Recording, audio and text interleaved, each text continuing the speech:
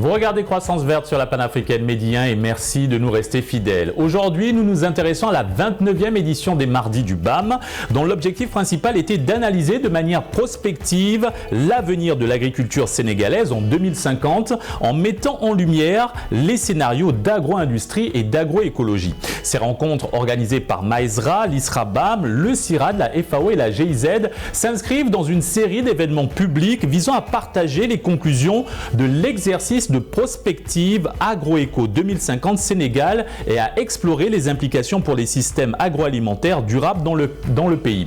Leur importance réside dans leur capacité à promouvoir le dialogue, à sensibiliser et à encourager l'action en faveur d'un paysage agricole sénégalais durable et prospère. Vous le constaterez dans un instant à travers notre reportage et afin d'avoir un éclairage complémentaire sur le sujet, nous sommes avec le docteur Mahfouz Sarr, assistant du représentant de la FAO au Sénégal, chargé de programme. Merci d'avoir accepté notre invitation. Merci de m'avoir invité sur ce plateau. Docteur Sarr, on se retrouve ici juste après notre reportage. Il est signé Régis Moukila et Bachir Yazbodian. Initiée en 2004, la conférence publique des Mardis du BAM permet aux chercheurs sénégalais et étrangers d'échanger avec les citoyens sur les résultats d'études menées sur des sujets d'actualité axés sur l'agriculture au Sénégal. Pour cette 29e édition, le débat était centré sur les perspectives de l'agriculture sénégalaise en 2050, mais surtout de définir les modèles agricoles pour le Sénégal afin de satisfaire les besoins en alimentation et la préservation de l'environnement. On parle d'agriculture familiale, d'agriculture industrielle.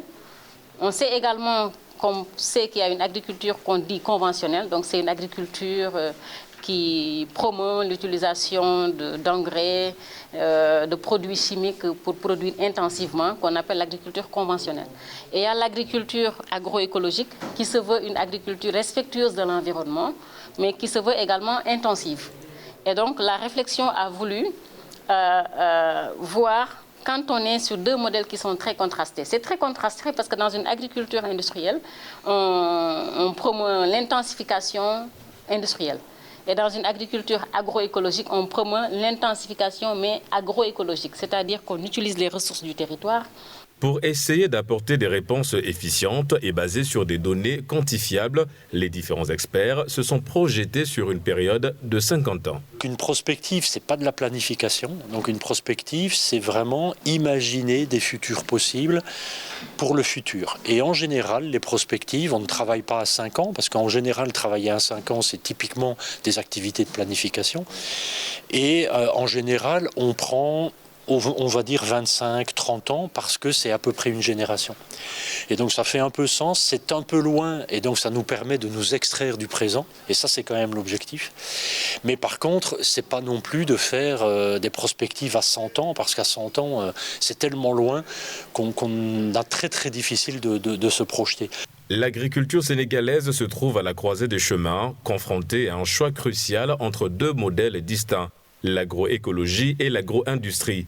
Des politiques visant à renforcer ces modèles sont nécessaires pour promouvoir une agriculture respectueuse de l'environnement. Il y a vraiment un besoin d'intensification. Maintenant, comment on intensifie? Parce que si on intensifie de façon industrielle, on s'inquiète qu'on va détruire notre environnement. C'est pourquoi il est important aujourd'hui de réfléchir comment intensifier durablement. Donc cette prospective a voulu partir de données. Pour chaque modèle, on regarde combien est-ce qu'on investit en intrants, combien est-ce qu'on a en production, quelle implication ça a en revenus, en emploi, etc. Et donc aujourd'hui, on va partager ces résultats-là. On verra chaque modèle ce que ça peut avoir comme type d'implication. Et l'enjeu, c'est de permettre aux politiques publiques de voir comment jouer la coexistence. Parce qu'il ne s'agit pas de leur dire vous prenez ça ou ça. On leur montre ce que chacun des modèles peut avoir comme implication et à eux de voir maintenant dans les différents modèles comment est-ce qu'ils vont combiner des éléments pour accompagner, promouvoir le modèle d'agriculture qui va convenir au Sénégal. Face aux défis posés par des changements climatiques, la communauté agricole sénégalaise se mobilise pour redonner priorité à la terre. Conjuguer science et pratiques agricoles traditionnelles apparaît comme un outil indispensable pour développer des méthodes résilientes et adaptées au climat. pour notre agriculture, qu'elle soit conventionnelle, qu'elle soit écologique, nous avons besoin de changer de pratique. Nous devons redonner la vie à la terre par rapport au changement climatique. Attention, je défie les scientifiques, c'est eux aussi qui me l'ont dit, je ne suis pas scientifique, que les engrais ne nourrissent pas la terre. La terre, elle vit, c'est de la matière organique, c'est la rotation, c'est la jachère, c'est tout ça qui redonne la vie à la terre. Que l'arbre, les arbres là, ça joue un rôle fondamental. Nous devons aller vers la diversification des cultures. Un défi majeur auquel l'agriculture sénégalaise est confrontée, c'est celui des intrants chimiques. Bien que les engrais aient permis d'augmenter les rendements, leur utilisation excessive pose des risques pour l'environnement et la santé publique. On a besoin d'utiliser peut-être des intrants, qu'ils soient chimiques, biologiques. Maintenant, on a besoin de diminuer le niveau, par exemple, d'utilisation des intrants chimiques parce que ça apporte, ça détruit l'organisme, ça apporte des maladies. Et donc, comment équilibrer cela? Mais en même temps, on ne peut pas s'en passer parce qu'on a besoin de produire plus. Donc, dans l'optique de produire plus, on ne peut pas ignorer ce qui te permet, par exemple, d'intensifier ta production. On doit être capable de faire ce qu'on appelle les trade-offs. C'est-à-dire que prendre le bien de ce côté, le bien de l'autre côté, mélanger pour essayer d'équilibrer. Ça veut dire quoi? On doit être dans des systèmes de transition. Et donc ces systèmes de transition ne veut pas dire que si vous parlez de l'agroécologie, c'est zéro engrais. Non, on est obligé aujourd'hui d'utiliser l'engrais, mais on doit diminuer l'utilisation de l'engrais. Pour assurer la sécurité alimentaire et soutenir les agriculteurs locaux, il est ainsi primordial de promouvoir la consommation locale, mais aussi la nécessité de soutenir les exploitations familiales et de transformer celles-ci en entreprises familiales prospères. En donnant aux agriculteurs les moyens de valoriser leurs terres, l'État sénégalais contribue à renforcer l'économie locale tout en préservant l'environnement. Si l'État aujourd'hui accepte de soutenir les exploitations familiales, les transformer progressivement avec la recherche en entreprise familiale, avec toute une diversification des activités, avec toute une vision de système de financement durable, avec une industrialisation de la production, transformation, avec le contrôle des marchés extérieurs, qu'on ne continue pas aussi à nous déverser des produits subventionnés qui cassent les produits des producteurs. En pensant à notre santé humaine, animale et environnementale, le consommer local, c'est certain. C'est les exploitations familiales qui vont constituer l'entrepreneuriat rural avec la recherche qui cherche toujours à améliorer les variétés, les techniques de production, les outils de production, plus maintenant il nous faut une volonté politique par rapport à ça.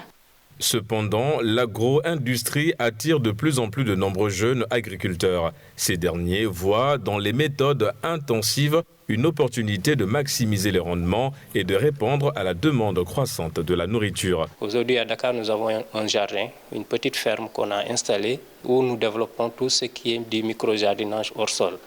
C'est-à-dire qu'aujourd'hui, nous sommes en train de fournir les quartiers riverains en légumes, en épices et en plantes aromatiques.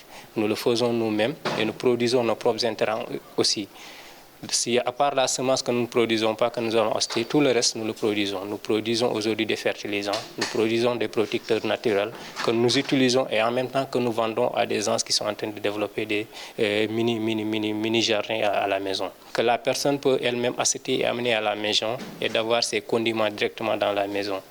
Elle-même, elle peut entretenir et savoir comment se cultive son produit et quand elle mange, elle saura qu'elle va consommer quelque chose de sain. D'ici à 2050, la population africaine va doubler, ce qui pose le problème de la sécurité alimentaire qui demeure une préoccupation majeure pour le Sénégal. Dire que les agriculteurs soient capables de mieux valoriser les produits de qualité, soient mieux capables de transformer les produits et de les commercialiser eux-mêmes. Et donc forcément, il y a des valeurs ajoutées qui sont supérieures. Et donc ça, c'est important. Donc il ne faut pas simplement penser rendement, il faut penser évidemment aussi valeur ajoutée et économie. Et donc tout ça dépend, et donc ce sont des équilibres à trouver. Et on a vu que ce n'est pas simple d'arriver à une autosuffisance alimentaire, même en augmentant les rendements de manière significative arrive. Et en augmentant un peu les surfaces, on se rend compte que, vu le doublement de la population, eh bien, cette autosuffisance alimentaire n'est pas évidente. La révolution agricole en cours au Sénégal offre de nombreuses perspectives, mais aussi des défis à relever. En conjuguant les principes de l'agroécologie avec les avancées de l'agro-industrie, le pays peut espérer bâtir un avenir agricole durable et prospère. Nous sommes de retour sur le plateau de Croissance Verte avec le docteur Mahfouz Sarr, assistant du représentant de la FAO au Sénégal, chargé de programme. Tout d'abord, Monsieur Sarr, quels sont les principaux défis auxquels l'agriculture sénégalaise pourrait être confrontée en 2050 ? Merci. Je voulais d'abord parler des défis démographiques. Comme vous le savez, d'ici 2050, la population du Sénégal va doubler. Donc, il y aura un défi effectivement par rapport à cette démographie. Et avec ses conséquences aussi, parce que là, il y aura problème foncier, problème d'accès à la terre, problème aussi d'emploi des jeunes. Donc là, c'est un défi réel qui est là. Le second défi que je voulais mentionner, c'est un défi climatique, lié au climat, avec toutes ses conséquences. En termes de dégradation des terres, en termes aussi de perte de biodiversité, qui vont nécessiter effectivement des actions donc par rapport pour pouvoir développer un peu l'agriculture d'ici 2050. Actuellement, comment le gouvernement et la société civile travaillent-ils ensemble pour améliorer justement les politiques agricoles dans le pays ? Au niveau du Sénégal, le Sénégal c'est un pays champion en agroécologie. Donc là, depuis 2015, la FAO a engagé un dialogue mondial en fait sur l'agroécologie pour voir un peu quel est le rôle de l'agroécologie par rapport à la sécurité alimentaire. Est-ce que l'agroécologie peut vraiment jouer un rôle pour la sécurité alimentaire? Il y avait un ensemble et beaucoup de concertations au niveau mondial dans les différentes régions du monde et qui a démontré effectivement que l'agroécologie peut contribuer à la sécurité alimentaire. En 2018, il y a aussi un forum mondial organisé par la FAO et qui a pensé qu'effectivement c'était nécessaire de pouvoir faire le scaling up des pratiques agroécologiques, de faire la mise à l'échelle de ces pratiques agroécologiques qui jouent un rôle très important. Et dans ce cadre-là, effectivement, le Sénégal s'est bien positionné effectivement pour que la société civile et le gouvernement puissent travailler ensemble. Je voulais donner un exemple par rapport à la société civile organise régulièrement les journées de l'agroécologie.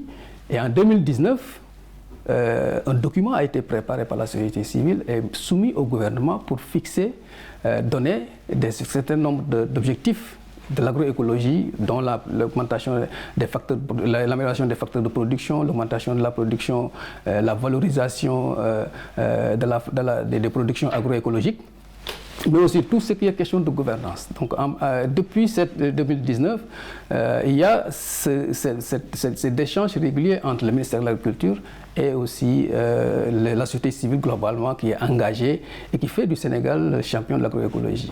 Docteur Sarr, au Sénégal, comment conjuguer l'agroécologie avec l'agro-industrie à l'horizon 2050 pour assurer la sécurité alimentaire et un développement durable? En fait, concilier, c'est trouver un peu cette coexistence entre l'agroécologie et l'agro-industrie. Aujourd'hui, ce que nous souhaitons avoir en 2050, c'est de pouvoir produire plus tout en préservant notre environnement, tout en préservant nos facteurs de production. Je pense que ça, c'est des éléments importants sur lesquels aujourd'hui on doit s'appuyer pour assurer la sécurité alimentaire. Aujourd'hui, aussi bien l'agro-industrie qui travaille un peu sur la production, sur l'intensification globalement, et l'agroécologie qui travaille sur l'intensification durable, avec vraiment une préservation des services écosystémiques, donc là, qui puisse assurer un peu cette durabilité-là et trouver l'équilibre, donc là, en termes de production et pour avoir une réponse aussi sur les aspects de sécurité alimentaire. Maintenant, comment les projections démographiques et les migrations internes anticipées influenceront-elles la planification agricole et la gestion des ressources naturelles au Sénégal d'ici 50 ans? D'ici 50 ans, en fait, toute la dynamique qui est engagée au niveau de tous les systèmes, les deux systèmes de production. Aujourd'hui, il y a nécessité, par exemple, au niveau de pouvoir promouvoir tout ce qui est entrepreneuriat durable.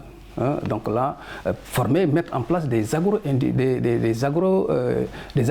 des jeunes qui sont vraiment au niveau des terroirs et qui sont accompagnés, qui permettent effectivement d'avoir cette capacité de s'installer au niveau des terroirs et d'exploiter au niveau des terroirs, en fait, tout ce qui est exploitation agricole. Je pense que ça c'était des éléments importants qui permettent effectivement, d'ici 2050, de jouer un rôle, d'influencer un peu toute cette dynamique migratoire. Parce que là, en fait, les jeunes qui sont au niveau de leur terroir, qui connaissent bien leur terroir et qui sont au niveau des exploitations familiales et qui se permettent effectivement de pouvoir agir, de produire mieux, tout en préservant leur environnement. Donc je pense que ça peut permettre effectivement de jouer un rôle sur les aspects migratoires, mais aussi ça permet de permettre à ces jeunes-là non seulement d'avoir un emploi, mais aussi de pouvoir jouer un rôle sur la sécurité alimentaire, sur la souveraineté alimentaire même. Parce que là, en fait, toute la dynamique qui est engagée au niveau local,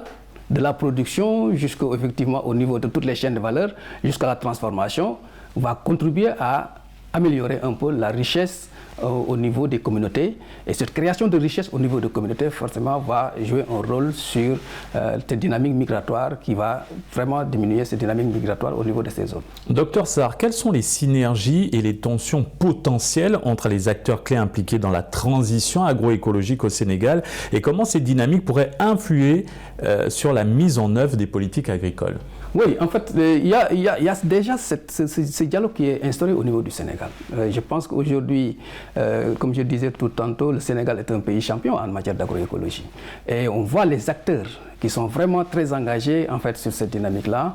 Et qu'au niveau du gouvernement, aussi, on a une réponse par rapport au niveau du ministère de l'Agriculture, aujourd'hui, qui joue un rôle très important. Donc là, pour que cette dynamique agroécologique puisse être accompagnée en termes de... Aujourd'hui, l'engrais biologique est subventionné. Donc là, pour créer des alternatives à l'utilisation de tous ces produits. Aujourd'hui, tous les éléments qui vont concourir un peu à dégrader l'environnement, donc là, sont en train d'être améliorés.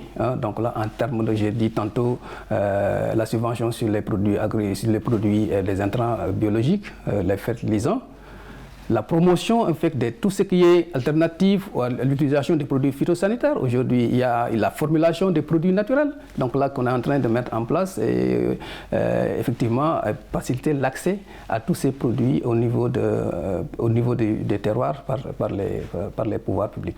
Docteur Sarr, depuis octobre 2019, vous êtes nommé au poste d'assistant du représentant de la FAO au Sénégal, chargé de programme. Quels sont justement les projets de la FAO qui allie bonnes pratiques agricoles et adaptation au changement climatique? Oui, la FAO depuis 2019 travaille sur un cadre de partenariat avec le gouvernement du Sénégal. Donc là, le cadre de partenariat qui fixe des priorités.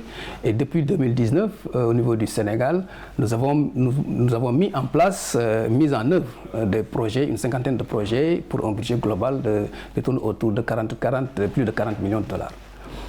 Et dans ces projets-là, effectivement, nous abordons des thématiques, donc là, pour promouvoir l'intensification durable. En fait, c'est ça aussi, c'est un des programmes phares de la FAO.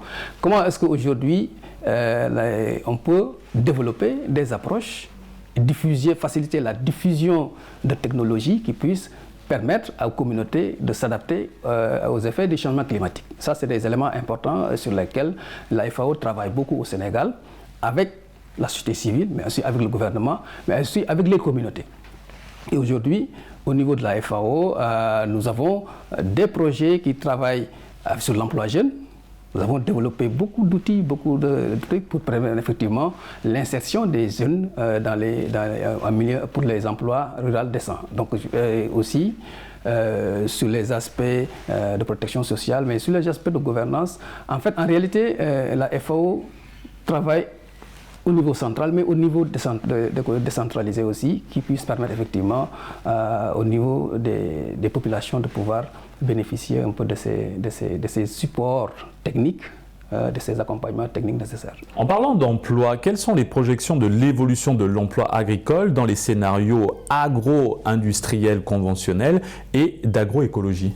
Oui, en fait, si on a le défi démographique, donc forcément, on aura de la demande qui sera très forte. Aujourd'hui, si on va en milieu rural, c'est de vraiment mettre en place des mécanismes qui puissent permettre effectivement à l'exploitation familiale de muter un peu vers la mise en place des entreprises au niveau familial. Donc là, je pense que ça, c'est important, de former les jeunes à créer leurs entreprises et de créer des entreprises sur toute la chaîne de valeur.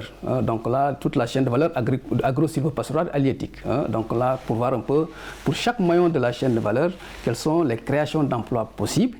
Donc là, qui peuvent effectivement permettre à ces jeunes-là, qui sont encore une fois au niveau de leur terroir, de pouvoir développer, contribuer au développement, à la création de richesses au niveau de ces terroirs-là. Donc d'ici 2050, donc là, le scénario agroécologie, donc là, va poursuivre cette dynamique-là et aussi permettre effectivement au niveau local d'impliquer toutes les collectivités territoriales, par exemple aujourd'hui, pour pouvoir appuyer tout ce processus. Donc on a beaucoup d'exemples, en fait, qui ont été, des réalisations qui ont été obtenues dans ce domaine-là et qui nécessitent effectivement cette mise à l'échelle pour permettre à ces jeunes, sur le scénario agroécologie, de pouvoir créer les emplois. Sur le scénario agro-industriel, je pense qu'aujourd'hui, il faut faire cette coexistence verte, comme on a dit.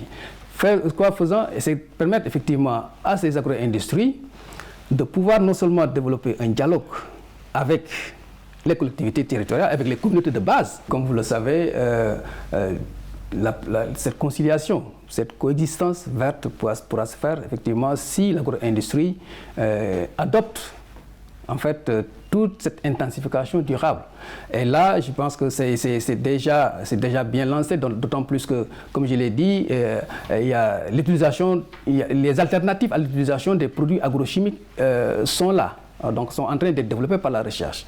Et je pense qu'aujourd'hui, toutes les dispositions qui sont prises, et là c'est ressorti à partir des discussions au niveau de l'atelier, en termes d'améliorer la recherche prospective, et qui permet effectivement de pouvoir développer tous ces éléments que l'agro-industrie pourrait utiliser pour réduire l'impact négatif des productions sur l'environnement globalement. Et maintenant, en quoi consiste la dynamique pour une transition agroécologique au Sénégal, DITAES, et quel est son rôle dans cette transition? La DITAES, c'est un cadre multi-acteurs. C'est un cadre de dialogue multi-acteurs qui regroupe tous les acteurs qui travaillent, qui interviennent sur l'agroécologie globalement. Donc aujourd'hui, la DITAES joue un rôle primordial sur la transition agroécologique au niveau du Sénégal, au niveau central et au niveau déconcentré aussi, au niveau des différentes zones. Il y a la création de la DITAES, la dynamique de la transition agroécologique au Sénégal. La DITAES a mis en place les DITAEL, les dynamiques de transition agroécologique au niveau local.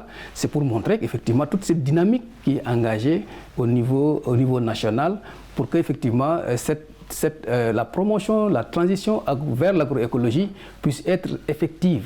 Donc là, pour créer ce dialogue multi-acteurs, pour permettre aussi bien les chercheurs, les privés, la société civile, les collectivités territoriales. Aujourd'hui, il est heureux de constater au Sénégal qu'il y a l'association des maires qui sont engagés sur l'agroécologie et qui ont signé des pactes verts par rapport à l'agroécologie. Donc, pour dire que la DITAES joue un rôle primordial au niveau de la transition agroécologique. Et aujourd'hui, la DITAES, ce cadre d'échange, de dialogue multi-acteurs, a développé, comme je le disais tout à fait au début de l'entretien, fait les journées de l'agroécologie, produit un document politique remis au niveau du gouvernement pour décliner un peu un certain nombre de points sur lesquels on sollicite l'appui du gouvernement pour pouvoir avancer en termes de production, en termes de préservation de l'environnement, en termes de dialogue politique donc là, sur la transition agroécologique, en termes de valorisation aussi de la production agroécologique. Monsieur Sarr, quel regard portez-vous au niveau de la FAO sur les politiques publiques? Contribue-t-elle vraiment à relever les défis agricoles du pays et comment les accompagnez-vous pour atteindre ces objectifs? Oui, cette étude est inscrite dans la prospective, donc là sur les défis et opportunités, sur la transition vers l'agroécologie lancée par la FAO en 2022. Donc pour dire qu'effectivement la FAO va appuyer le gouvernement du Sénégal qui s'inscrit dans une dynamique de souveraineté alimentaire. Cette dynamique de souveraineté alimentaire intéresse à la FAO et que pour cet accompagnement du gouvernement du Sénégal, surtout par rapport à cette étude prospective qui a montré qu'effectivement il y a besoin d'avoir des recherches prospectives avec identification claire d'un certain nombre d'indicateurs, donc là qui seront discutés au niveau par les différents acteurs. Il y a ce besoin d'évidence, donc là de l'agroécologie, je pense que d'évidence, d'avoir des données par rapport à l'agroécologie, mais aussi il y a ce besoin de renforcer cette gouvernance au niveau de l'agroécologie. Merci Monsieur Sarr pour cet éclairage et encore merci d'avoir accepté notre invitation. Merci beaucoup pour m'avoir invité. Merci. Et c'est ainsi que s'achève cette émission. Excellente suite des programmes sur Média.